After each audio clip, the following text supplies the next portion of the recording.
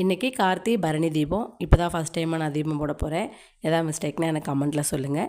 என்னோடய ஊர் திருவண்ணாமலை தான், அம்மா ஊரும் திருவண்ணாமலை தான், மாமியார் ஊரும் திருவண்ணாமலை தான். எங்கள் ஊருக்கு எப்போ போனாலுமே நாங்கள் ரொம்ப மிஸ் பண்ணுவோம். ஏன்னா எங்கள் அண்ணாமலையார் அங்கே இருக்கிறதுனால. கார்த்திகை மாதம்னாலே ரொம்ப ஸ்பெஷல் தான். எங்கள் ஊரில் வந்து கொடியேற்றுறது, தேரோட்டம், கார்த்திகை தீபம்னு சொல்லி ரொம்ப ஸ்பெஷலாக இருக்கும்.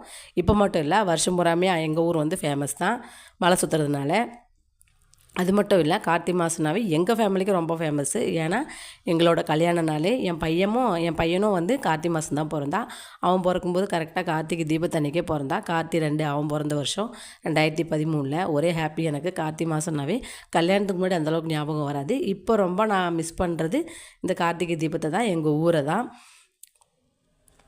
சின்ன வயசுலலாம் பார்த்திங்கன்னா எங்கள் ஊரில் நெய் குடம் கட்டுவாங்க. நெய் கொண்டு போய் ஊற்றிட்டு வந்து 4 நாளைக்கு வந்து நாங்கள் பனைமரம் எங்கெல்லாம் இருக்கோ அங்கெல்லாம் தேடி சுற்றுவோம். ஏன்னா மாவாளி சுற்றுறதுக்கு.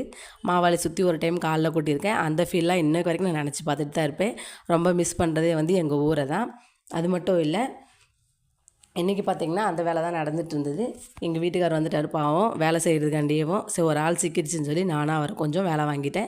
இன்றைக்கி அவர் தான் காஃபியெல்லாம் போட்டார். என் பசங்களுக்கு டைம் ஆகிடுச்சின்னு சொல்லிட்டு வேகமாக காஃபி குடிச்சிட்டு அவங்களும் டியூஷன் கிளம்பிட்டாங்க. நாளைக்கு கார்த்திகை தீபம் சிறப்பாக விளக்கேற்றணும்னு சொல்லி நானே எல்லா ஏற்பாடும் பண்ணி வச்சுருந்தேன். ரொம்ப ஜாலியாக இருந்தது. ஆனால் எங்கள் ஊருக்கு தான் போக முடியல. ரொம்ப மிஸ் பண்ணுறேன். நாளைக்கு வீடியோவில் பார்ப்போம். பாய்.